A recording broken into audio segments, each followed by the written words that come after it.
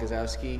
Tonight my name is Doran Cox with Tuckaway Farm in North Lee, and it's my pleasure to introduce the first in this series. First, Steve Jones, who's a professor of natural resources and the environment, and he's going to talk about the genesis of soil and how it's formed.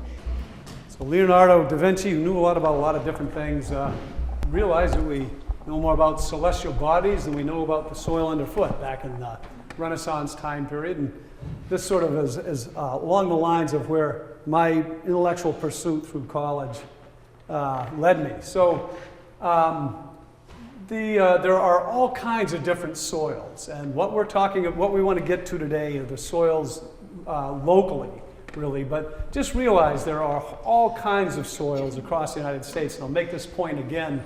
They're really driven, what type of soil you see in a given area is not only dependent on parent material, but it's really driven by climate to a great extent. And so you can imagine that we all know that the soils of California are a lot different than the soils of New England. So one of the biggest reasons of that is that, of course, we had the glacier that came down. So the soils here haven't been forming for billions of years. They've been forming for about 12,000 years or so. As the glacier receded, this is the number one is till deposits of various kinds. Number two is glacial lacustrine deposits. And so there were sort of there were lakes, there were sort of areas where there was water standing. And then number three is the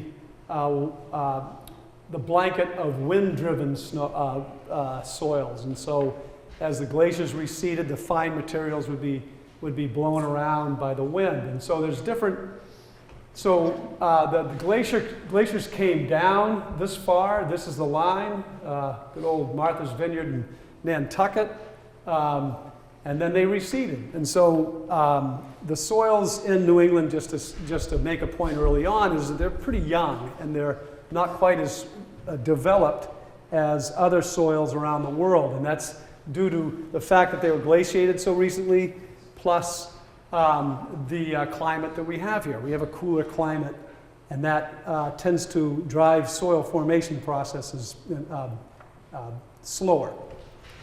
So what are the soil formation occurs in response to 5 independent variables. Here we have an equation, but it's just saying that soil property is driven by parent material, climate, as I said. Organisms and organic matter are a big factor. Topography is a big factor. So we'll talk about that briefly, but I mean, really this gets down to, I don't think I'm going to talk about it too briefly other than now. If you have a steep hillside, the soils can't really form as quickly and to the depth that they can in a flatter area. So topography has a lot to do with it, and of course time is a huge factor. So in terms of parent material, and this I want to relate this back to the glaciers being here.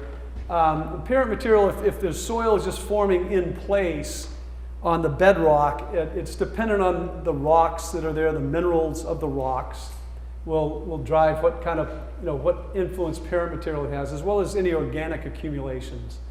But the point I'm really putting up here is that some of the parent material gets transported around. And so what we see so we have by gravity, it's called colluvium, stuff that drops off of from a higher place elevation down to a lower elevation, collects as colluvium. By ice, this is what we have to a great extent in New Hampshire, is till and outwash deposits. So these are deposits that were deposited as a result of they were left behind after the glacier came across New Hampshire. And then we have by air, the wind deposits get blown around and accumulate. And this was very significant back after the glaciers came through. And then alluvium by water. So we have different factors by which the parent material forms. And so materials were deposited in New Hampshire. You have this ice lobe, you have the edge of the ice, and I took glacial geology at Orono, and we had some great field trips. And I guess I didn't really think about this before, but the 50,000 acres of wild blueberries in Maine, in Washington County, that's an old glacial delta. It's all sand. It's about 10 to 20 feet deep. and it's very low in nutrient value, very low fertility, and so the only thing that can grow there, well, and the pH is like 3.8 or 4 or something like that. So the only thing that can grow there is wild blueberries, except if you start fertilizing it, put pesticides on it, everything else can grow. You need more pesticides. Anyway, we'll get into that. But anyway, so you have this, and the reason that the glacier is sitting there is it's flowing all the time, but at some point, its flow meets a point where it starts to melt. And so wherever the glacier ends up, wherever the edge of the glacier is a function of its flow as well as its ablation or melting or whatever. And so it ends up depositing stuff right there.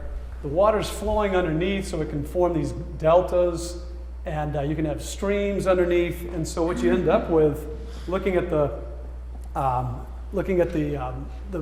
glacier came this way, here's this terminal moraine. So there's Nantucket and Martha's Vineyard. That's the end moraine of where the glacier went. You have this delta that's laid out, lacustrine deposit, so there was a lake, this glacial lake, so the water would move stuff in, like sand, silts, and clays. They would drop. The sands would drop first, the silts would drop, and then the clays. And so the smaller the particle, the further it goes. And so you get these different, so it's just laying down these parent materials across the landscape. You get these eskers, which are there was a river underneath the glacier, so it was depositing stuff, or there was a V in the glacier, and there was stuff dropping out of the glacier. And so I guess one of the punchlines here is that the ice is grinding up the parent material underneath it, and it's transporting materials. And so as the glacier melts, it deposits all this stuff with the water that melts. So anyway, so if you had a stream running through here, the stuff would drop where the stream was going underneath this, mile-high bound of ice. And you would get this. You get these drumlins, which are strange. I'm not sure if they ever figure out why they really form, but these humpbacked areas on the Earth.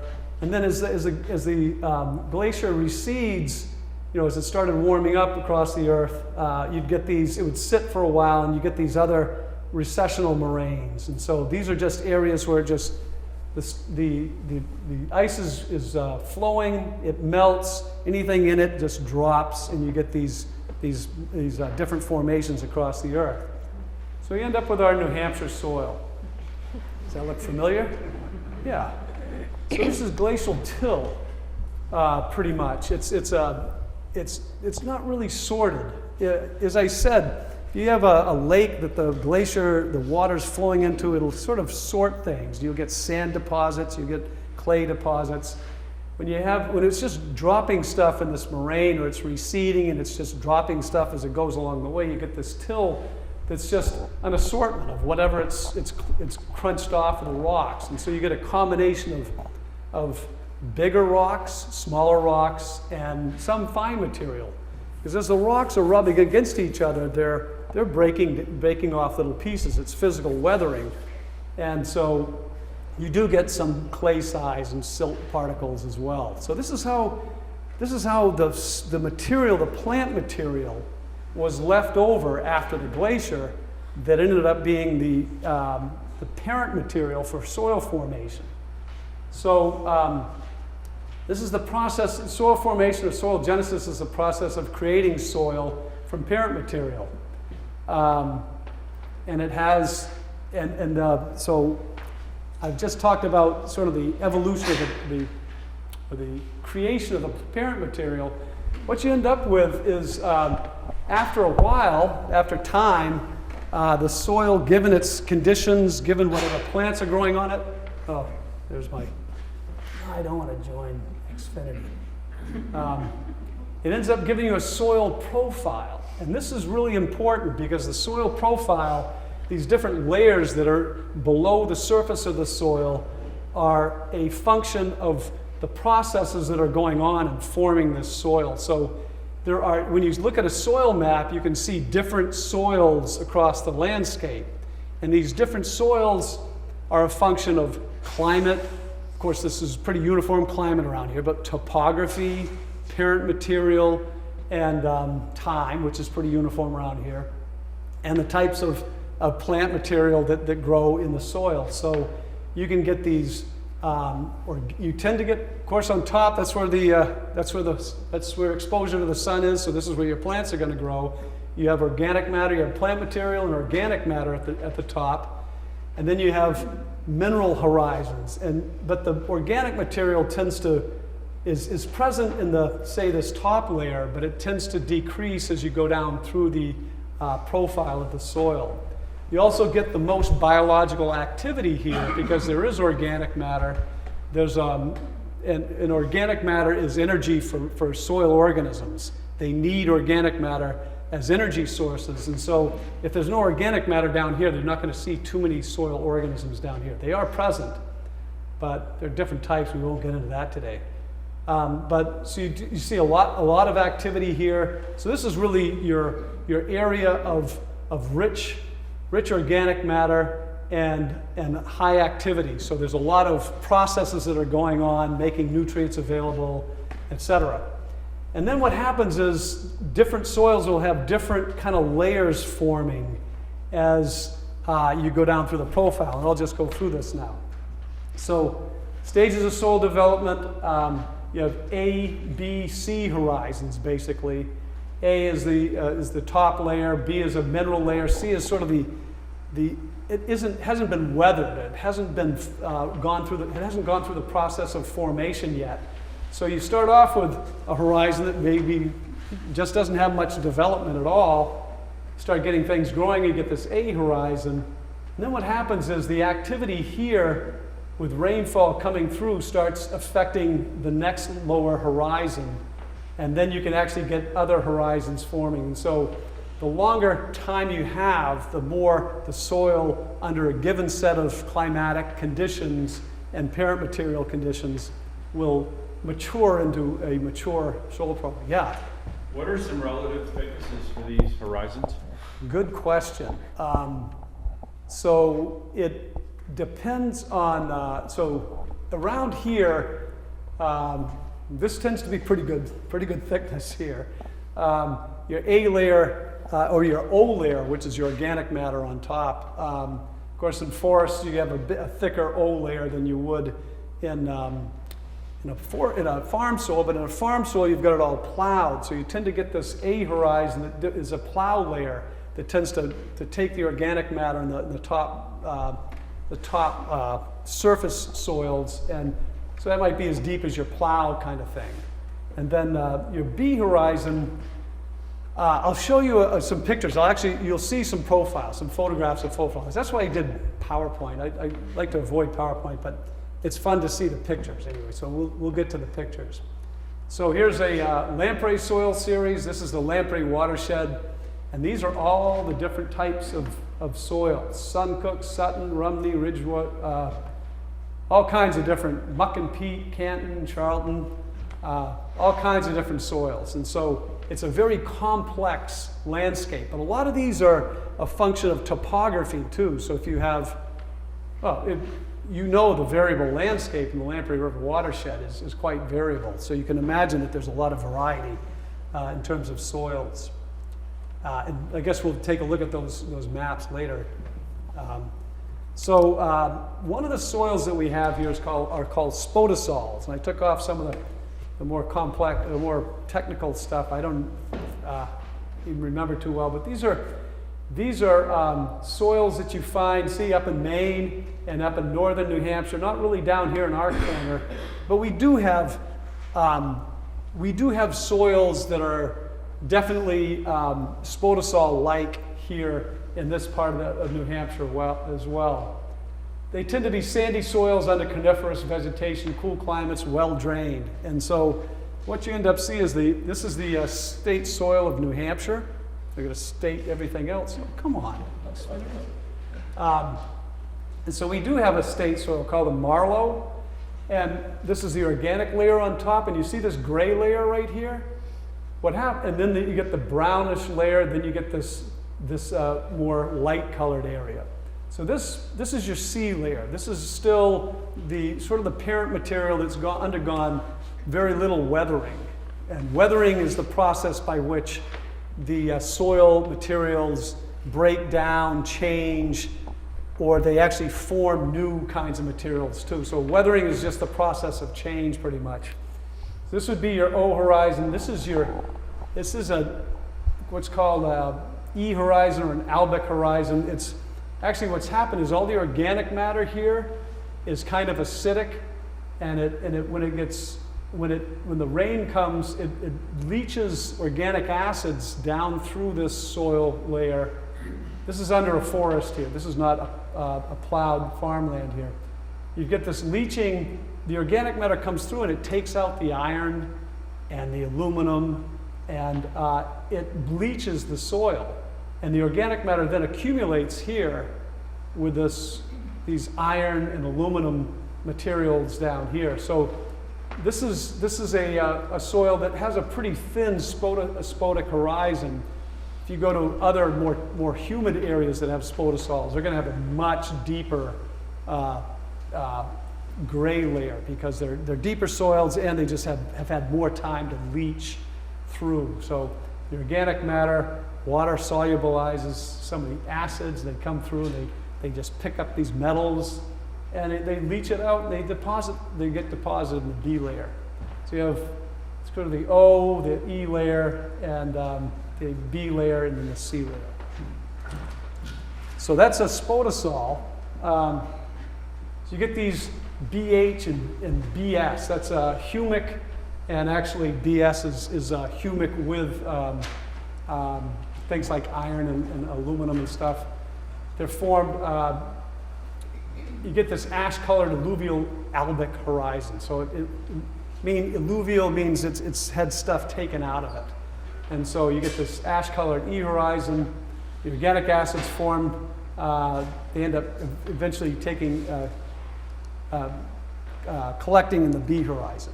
So another one that we have around here are septosols, which are, I think I've got a minute or so, or how long do you want to? Another 5. Okay, that's great. Because I tend to put too many slides on. But these you see are distributed up into this area. They are basically, they have this cambic horizon. So the B horizon, the one below the A horizon, this B horizon is kind of it hasn't had time to really form very much. It hasn't had a lot of weathering influence, and so it's a kind of a weakly developed B horizon. It's different than the C horizon. It's different than the A and the O horizons up above, but it's sort of it just hasn't developed that much. And so they have the intersols are soils that just haven't had any time to form or haven't had the right conditions to form any profiling. And so this inceptosol is one that's in its inception. It's just starting up and it's got a weakly developed B horizon. So this is all a factor of time and climate and parent material. And so you just get these different soils in different areas. And this is a picture of an inceptosol. You have the A horizon, the BW horizon, it's a little darker, the C, and then you have the bedrock. And these are some other soils from other, you see the centosol just doesn't have any profile development. But I was on a soil judging team at Orono, and you look at these profiles and just try to figure out what, you're supposed to define how deep these horizons are. It's a little tricky, but there are other ways of taking a look at this. So we've had these values, so fertile soils are really valuable. And I just put this up because this is something we're facing in southern New Hampshire, is high quality farmland in red and green, but the one in red is high development as well. So there's not a lot of low development, high quality farmland area left in New Hampshire, and that's going to be challenging in the future. So what is soil made of? It's made out of sand, as I said. So this is, microns. Oops, there goes my Xfinity request. Nope, still no. Microns are 1,000th of a millimeter, so that's like 0.05 to 2 millimeters. So sand is, pretty small, but silt is a lot smaller. That's on the order of 1,000 millimeters, 2/1,000th of a millimeter up to 51,000ths of a millimeter. And then clays are even smaller.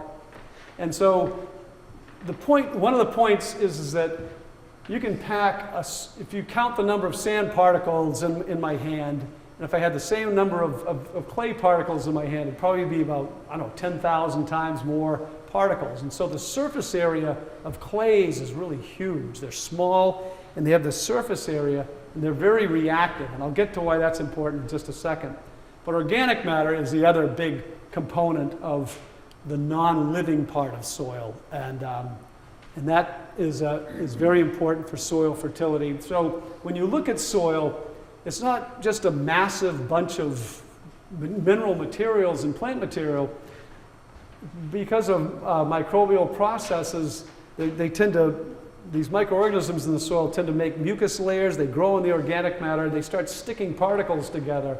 And this is really a wonderful aspect of soil. Soil structure really allows, with the holes in there and then holding some parts together, giving this heterogeneous structure to soil, really lends itself to fertility because it allows air and water to pass, and it's just a really good thing. If you just have this massive soil, it's very difficult.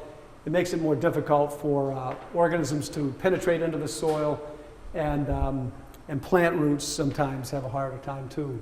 So soil structure is something I'm not going to get into. I'm just touching on all these things. But basically, when you look at soil, it's not just solid particles either. It's air, water, and organic matter. So you have mineral soil and organic matter, about 50% of the volume. And then you have water and air. Of course, this changes. If it's really wet, it's all going to be water. If it's really dry, it's going to be mostly air.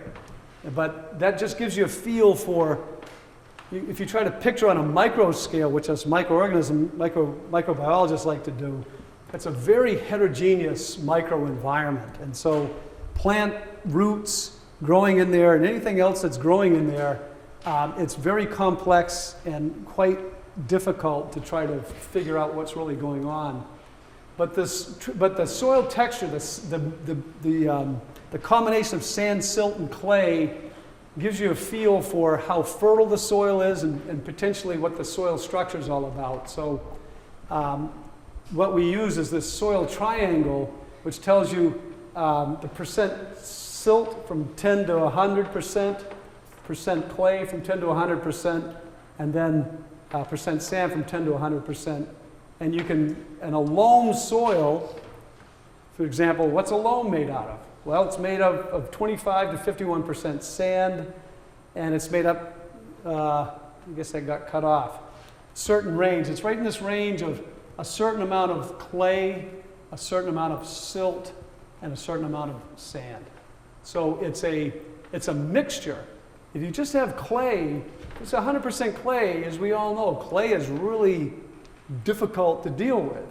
Sand is really easy to deal with, but it doesn't have any fertility. And so loam soils tend to be quite desirable. They're a mixture of the three classes of soil size particles, and they tend to be quite desirable for farming. Oh, there we are. So yeah, it's part clay, part silt, and part sand, a loam. So that's just one example. I'm just touching on all these things. We can talk about this later. But getting back to the parent material, the minerals that are in the parent material really dictate nutrient and mineralogical composition of the soil. So soil from quartz-based parent material, will not contain clays and will be low in fertility. Whereas if you have like biotite or muscovite mica, it's a bigger part of your soil parent material. That can get broken down into clays, and it has different minerals that plants need in pretty high abundance. And so the basic geology of New England, the parent material, is quite a range. Here's granite and a lot of different types of mostly metamorphic rocks that make up the plant material. Nope, still don't want it. So what do you think? 2 more minutes? Okay, 2 more minutes. Yeah, I'm going through this pretty quickly, I think.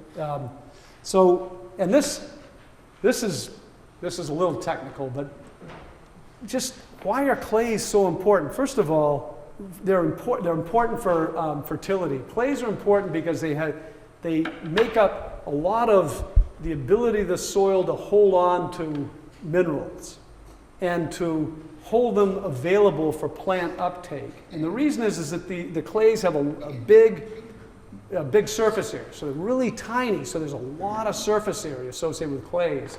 The other thing is they're made up of mainly aluminum and silica, and they form these lattice layers, and these layers have spaces in between them. Atoms have spaces in between them, and things like magnesium and calcium and potassium can fit into these layers, these holes in between, and depending on how big the potassium is or the magnesium is, will fit differently into these spaces. And so you end up getting this cation exchange capacity where you have these different minerals attached to the surface, and say you add a whole bunch of ammonia fertilizer, that will displace, that will take up some of these places on the clay, and you'll displace other things into the soil solution. So there's this process that's going on, this chemical process, where these minerals are in the water, and they exchange with the surface of the clay. So the clays have this ability to hold on to all these different nutrients. And so, anyway, I was going to go into some organic matter stuff and just talk about that, but I'll just kind of scoot through. Organic matter is really important because it's a reservoir for plant nutrients.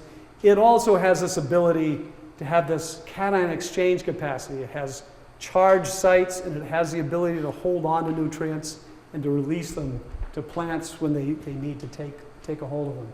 Helps mitigate the greenhouse effect, like Dorn was saying. And okay, we don't need to go into that. But one of the things that happens is increasing carbon.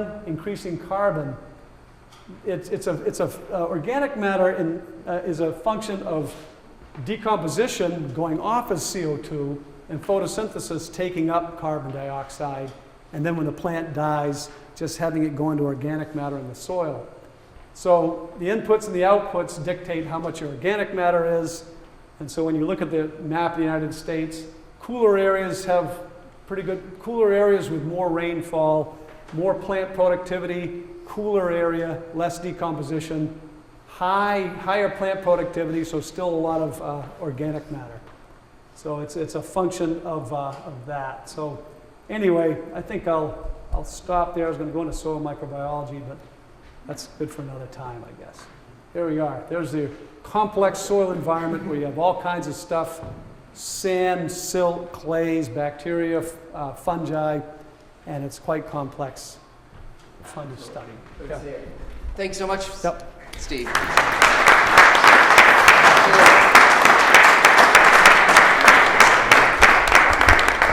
Just before we go into looking at our local lee soils and that parent material that we're talking about, this is a great slide to remind us again we're talking about soil health, which means the capacity of soil to function to support life.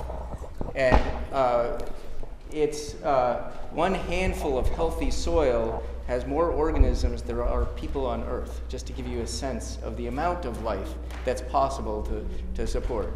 And so I think it's important, again, as we check in with all the complexity of that parent material and all that mineralogy that's happening and how it got there, that's our starting point and what we have to work with. A friend of mine who does a lot of work in soil health says that the soil is like a house. It's the bricks that you build and creating those aggregates, and it's what lives inside the house and all the activity that happens that's really important. If you think about a school or this building, you have a wall, but what's important is what we're doing all inside, and it's that space, that air, that water, and the life. So when we're talking about soil health and the capacity for soil to function biologically, physically, we talked about that structure, the compaction, the ability of roots to hold it, to explore and move through it, and to hold water, and to let water get out of it. That's all the physical characteristics, the mineralogy, the ability of it to chemically provide the nutrients to provide life. Those are all, again, the factors that we need to understand in order to create a healthy soil. And to bring us back to what we have to work with here, you saw that A horizon. That's what we have to work with, and that's what, if we do a good job, that A horizon gets bigger. If we don't do a good job, we lose that A horizon. Then we're back to just a parent material. And so that's our measure of success. And so with that, I just want to bring it back down to one quick comment. I mentioned this climate comment. We're going to talk about our local soils here, but at the Paris climate talks was the first time that soils were brought up as one of the primary ways that the nations agreed to reverse and recognize soils as a sink for carbon. As everything else is about reducing emissions, this is a way of actually holding carbon biologically. So this was a big deal and a change internationally as a recognition of this. And with that, we can bring it back down to what's right outside our doorstep here. Thanks.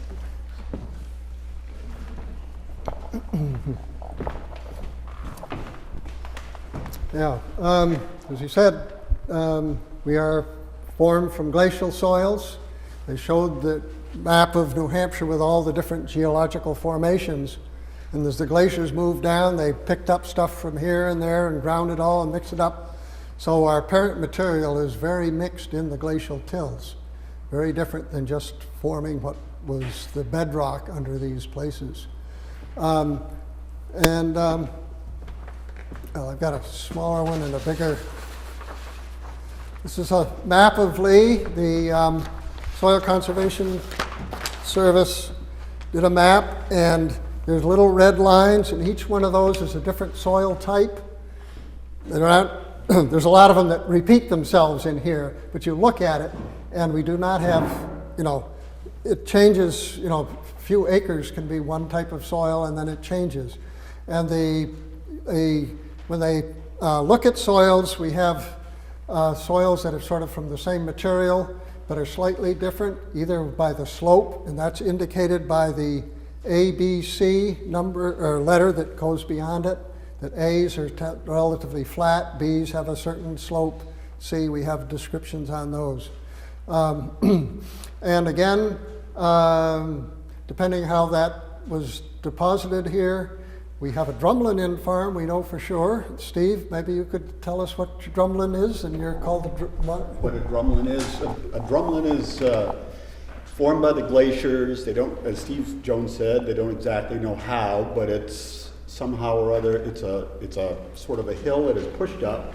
It's shaped like an inverted teaspoon, so it's fairly steep at one end, at the glacial end where the glacier came from, and then it kind of humps it up, and it's sort of crowned and then tapers a little to the side, steeper at the near end, and tapers slowly at the far end.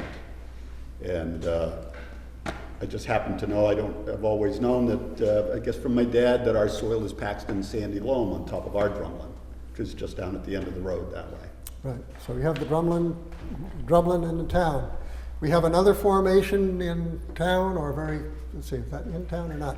We have the Spruce Hole, which was again a glacial formation, which is a big chunk of ice that settled and left a hole in the center, and it filled with water. And water is basically anaerobic, that there's not much activity, you don't have as much breakdown, so you get the deposits of organic matter build up. This would be in peat moss, sphagnum, and this type of thing, organic soils in these very wet areas. We have a lot of glacial outwash here. We have the stratified drift aquifer, which is where you get your best groundwater in wells and whatnot. And this again was primarily separated as the glacier washed out, so we have the sand first, and that's about what you have, sand and some gravel. It lets water move through it very quickly.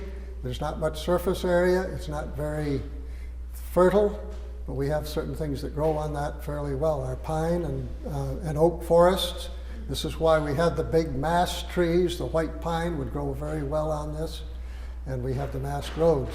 And so we have areas in town where we know where the gravel pits are, and we have let's see, yeah. Yes, stratified drift aquifers, which is this color in here, which is a whole stretch up through here, stretches in through here, which is the center of town, and up by the Lee Well and whatnot, we have other areas in that. There were gravel pits up in there. And then we had the, let's see, hydric soils, which would be your wetter soils. The spruce hole is one of the, the lowest ones, but we have other low-lying areas where we tend to ground as the topography keeps it wet, and that will form different types of soils. That you have more organic matter building up in those, and that is all this orangish color here. So those tend to be certainly more fertile soils that we have. And you have your till soils, which are sort of in between. We showed that it's a mixture of you have all the things that hasn't been sorted by by water as much. This is still going on when we talk about soil erosion. That's what soil erosion is. It's moving it from one part to another. And if you have, we've talked about wind erosion, the low soils, that wasn't too common now. I know I've been in Alaska where there's hills that are, hundreds of feet high that are just this wind-blown low soils that came off the glaciers as they receded. They left these sandbars and the outwash from the glaciers, and the winds would pick them up and then deposit them in other spots. The other thing that we have in our soils here, and I'm not sure exactly on the formation, I think it was probably before the glaciers, but we have what we call marine clays. And those, we have soils, I know on our property, when we dug our 3 ponds, we would go through a surface layer, we'd hit blue clay, and it is just like pottery clay is. And it's hard, and water won't pass through it. It doesn't dig well, but we went through, with one pond, we dug through 10 feet of clay, and then we hit some gravel underneath that, and we had springs that came up and filled the pond, which was real nice. But so these are some of the variations that we will get. All 3 ponds that we put in, we ran into this, the one we didn't reach the bottom of. 14 feet, still solid clay. Yeah. This is the one on 155. You can see as you go before you get to Demerit Hill off on the left, the pond that's down in there. And the clay, when it's in place, is hard and but you get it out and break it up and get the water into it, and it turns into grease. And Dorn can tell you how hard it is to work. You get stuck, and it doesn't handle well. And again, the sands are easy to work. The clays are very difficult to work. And again, this mixture, if we can get all 3 of these together, gives us something that gives us what is easier to work and what most plants like. Some will do well in certain types. We said the pines and oaks will take the sandier soils. Some of the red maple, black ash, black gum, and there's other trees that really like wet feet, and they'll be in these soils. You have others in between, your maples and beech and others, but there's a variation of what will grow on those. But what makes these soils work, again, any of these will be improved by organic matter. And the more organic matter that you get in and get incorporated, the more life in that. It makes the clay more manageable. It makes the sand much more water holding capacity, and in the whole structure too.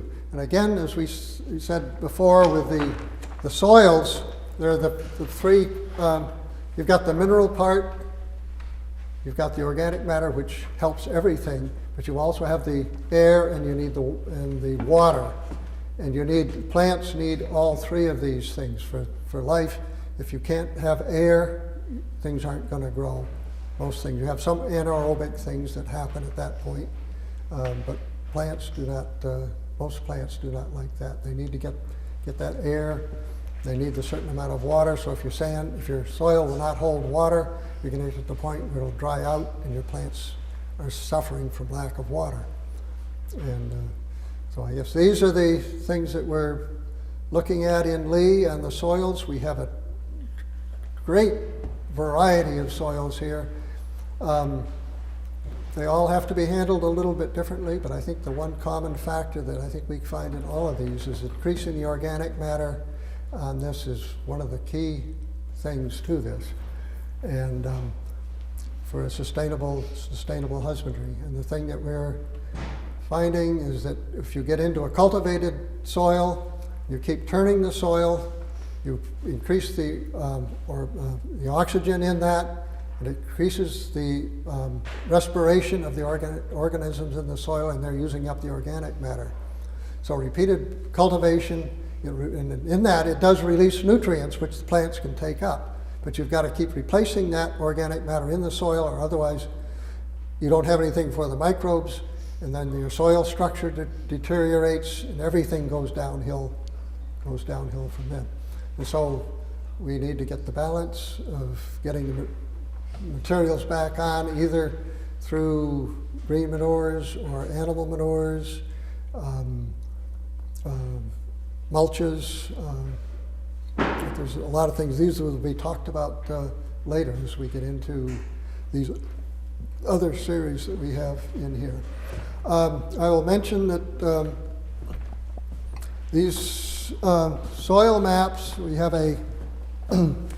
through NRCS, you can get maps. They will free of charge. What? Explain what NRCS is. Oh, Natural Resource Conservation Service. And it used to be Soil Conservation Service, but it was turned into Natural Resources. They're getting beyond that. And so they will take, you can get map of whatever area you'd like, and these are available online. You can print them out, and it's no charge on those.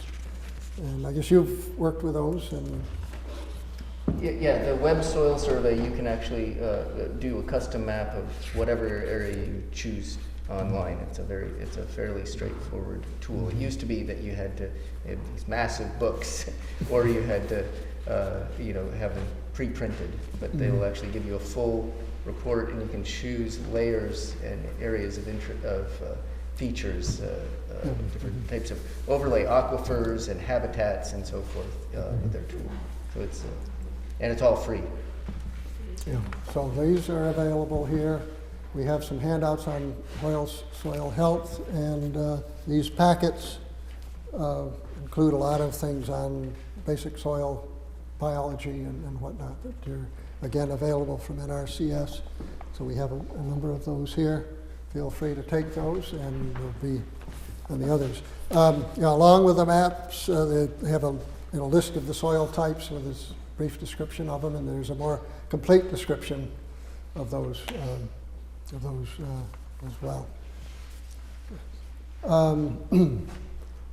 So I guess maybe just find out if people know what type of soil that you have where you are. You've told us where you're on a drumlin with a. Yep, that's sandy loam. You got sandy loam. Anyone here have clay in their backyard, or know that you got it? Well, maybe I don't think they were the only ones, but maybe we are. And how about sandy soil? You got sandy soil back there. Sandy, yeah. Do you have a gravel pit in your backyard? Or in your yard? That far for a large area. Yeah. Yeah, we're right next to them, but on the land that we own, we do not have any real sand and gravel, which is, we have to get it from elsewhere in town for what we need. Okay, who has no rocks in their soil, in their garden or their soils? And where you are. There's some small spots where we have very few rocks, but most of ours have, again, the till, everything's mixed in with it. And these different soil types, they will differentiate with them whether they're,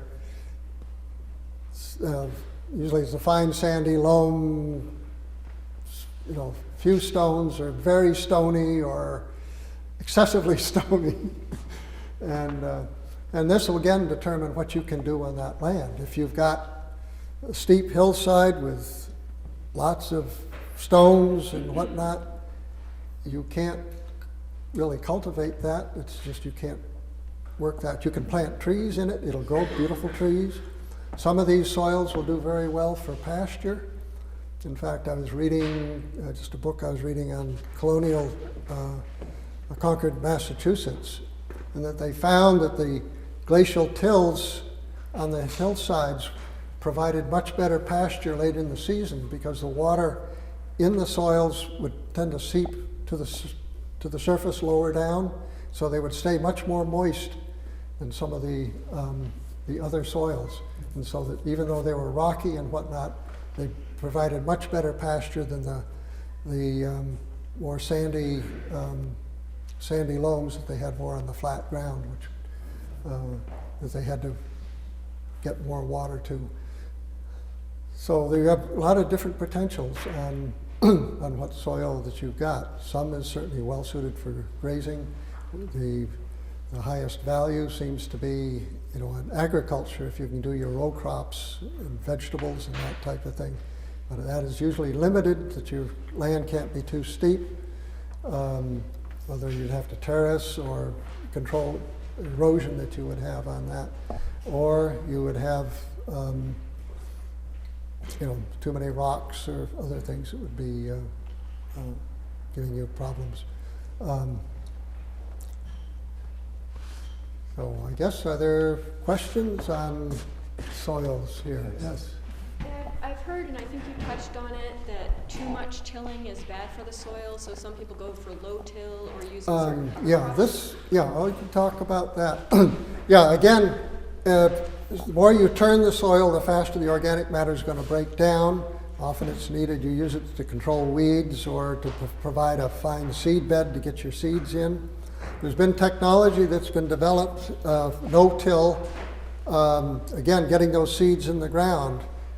Unless you have tools that will cut through the organic matter and whatnot and get the seed in there so that it can germinate. It has to have good soil contact to the seed. It takes a special planters, which has not been available until a while ago, that plowing seemed to be the one way to get a seed bed so you get the seeds in. The no-till that is being talked about now is using these planters. So you're not disturbing the soil, but they're relying very heavily on herbicides to control the weeds, which has a certain problem to it. And so the question is, how can we do no-till or minimum till organically or to build the organic matter? And so the things that we have to do on that is either do a strip till where you're only tilling basically a very narrow strip where your seed is to form the seed bed, or a minimum till, just going very shallowly through it and getting it in. And that again depends on the crops that you're growing. Big seeded things you don't need as fine a seed bed. You're growing carrots and stuff, you need a very fine seed bed to get those things in. Corn and beans and squash and whatnot, you don't need as fine a seed bed, and you can do that. The other thing is always have something growing on the ground so that you're always producing, things are growing, always photosynthesizing, building up organic matter. And that's where you need to cover crops or intercropping, and this is the things that will be talked about. And I guess these are the main things. Yeah, we've got a number of programs. I think we'll talk a lot about that, especially around the April 25th on the repairing soil. We'll get into that. So it is 8 o'clock. I wanted to thank everybody for the speakers. I wanted to add also that if you're interested in having your soil tested, this, in addition to the resources of the Natural Resource Conservation Service, the Conservation District staff will be happy to help you take either a mineral test or a soil health test, which the NRCS will help cover the cost for. And it's part of their Great Bay Nutrient Management Program to reduce the nitrogen loads into Great Bay, because that's, again, our lowest cost way of keeping nutrients out of our estuary, is to get them into our soils where they can be productively used by plants. And they have some of this equipment that my father mentioned, the no-till drills, wood ash spreaders, subsoilers, and airway surface preparation to introduce air into that compacted layer, because compacted soils don't allow water infiltration, don't allow roots to thrive. And so that equipment is available at very low rental rates per day, and they're happy to, so that's a resource. If you can't use it, maybe your neighbor can, so I just want to put that out there as a resource. And the details of how we do that, we're definitely going to get into in some of the future parts of this series. Yes. How many different types of soil would you find on your farm? Separate soils? Oh, I don't know if I've counted them up, but we've Is it a dozen? there's probably a dozen different ones that, yeah, well, at least, yeah, counting the different slopes and stuff that we have and whatnot. And some of them will appear different places, the same type of soil, several different places on the farm. So when you're thinking of cultivation or planting something, are you thinking about that all the time, about where those soils are?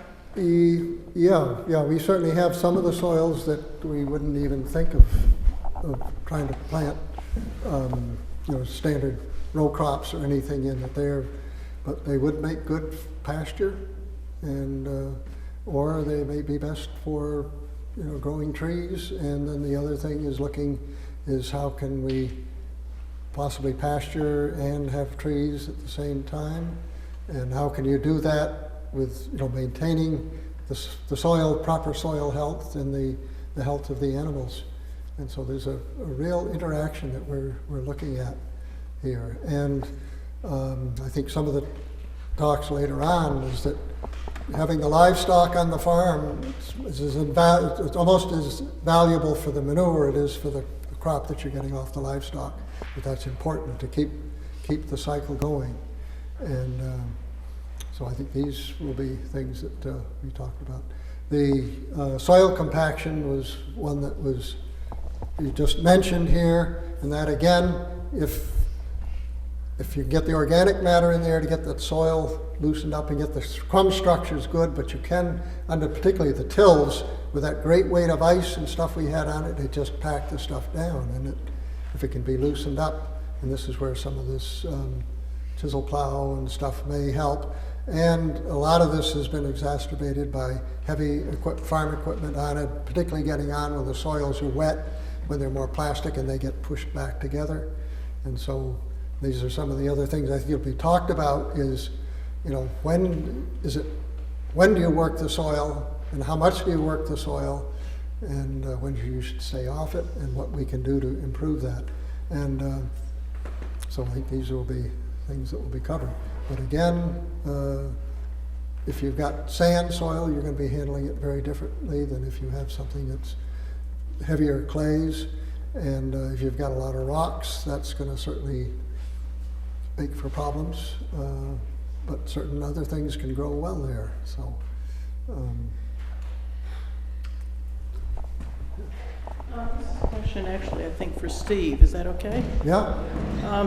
This is where Steve? Steve went. Over here, over here. I'm just curious if you could address the question of the relationship between acidity and alkalinity and so underlying soil. I mean, I always hear that Vermont has very alkaline soils, we have very acid soils, and is that because of the underlying rocks and the minerals, or We have more limestone. Yeah. And limestone is very calcium based. And calcium, when it goes into solution into the water, into the soil water, when it's leached into the water, its chemistry tends to keep it on the higher pH, the alkaline side, whereas we have a lot of aluminum and iron and manganese in our soils, aluminum and iron in particular, and when they go into the soil water from the mineral layer, they'll mix with the water and it turns acid. So it's a very basically, that's one of the main explanations. I don't know if you guys want to embellish, but it's based on it's the granite versus the limestone kind of thing. We also don't have zebrafish. There's certain things that we don't get because we have acidic water. There's certain things that don't come into this area and invade because they need higher salinity, they need higher pH water. So there's And did the glaciers, were the glaciers not in Vermont? Didn't know. no, they were definitely in Vermont, But they stayed, I think they came down from the north to the south, so Vermont soils moved down through Vermont, New Hampshire soils. So there was limestone in Vermont and granitic soils in New Hampshire, and they just moved down and they didn't cross. moved back up, and so they're Yeah. it's kind of a northwest-southeast movement, but mostly north-south. So Yeah, and well, New that's- York is very limestone-based too. So it's Yeah, that makes a real challenge for certain things. Yes. Question with issues of compaction, and that is, what role does gypsum play in that equation of breaking up that cation exchange? How much is too much, and is it as workable as they say it is? Compaction and gypsum. So lime. I mean, you're adding gypsum to lime your soil. No. No. Gypsum is an inert product. I mean, but it does break up the ionic bonding. It's calcium sulfate, right? Gypsum. Yeah. So I haven't gone back. This is a detail I can't really say off the top of my head. I know that, because calcium carbonate tends to increase your pH. Calcium sulfate tends to be neutral, as you say, or it sort of has going both ways. The sulfate is acidic, calcium is alkaline. But I'm not sure how it relates to Okay. Eric? compaction. The addition of gypsum affects more the texture of the soil. If you've got high clay soils, which have they don't have as many interstices between the soil particles as sand soils might. For instance, the southeast has very hard, packed soils, and they use gypsum there to loosen that soil up, loosen the soil texture up, so that it doesn't compact as much.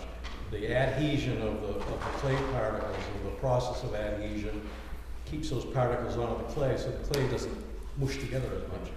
So it causes more spaces between the particles. Can I make one more comment? The question that you asked about, do you take into account soil types as to how you use that soil for growing crops? The one thing you didn't mention, Chuck, was it's not just the soil type or the fertility of that soil, but the availability to hold water, or the availability of water and the water holding capacity of that soil, which is going to make that productive or non-productive. This spring is a perfect example of that. We didn't have any water, and the soils that had low water holding capacity are the ones that really took a beating. Well, didn't take a beating, but were unproductive.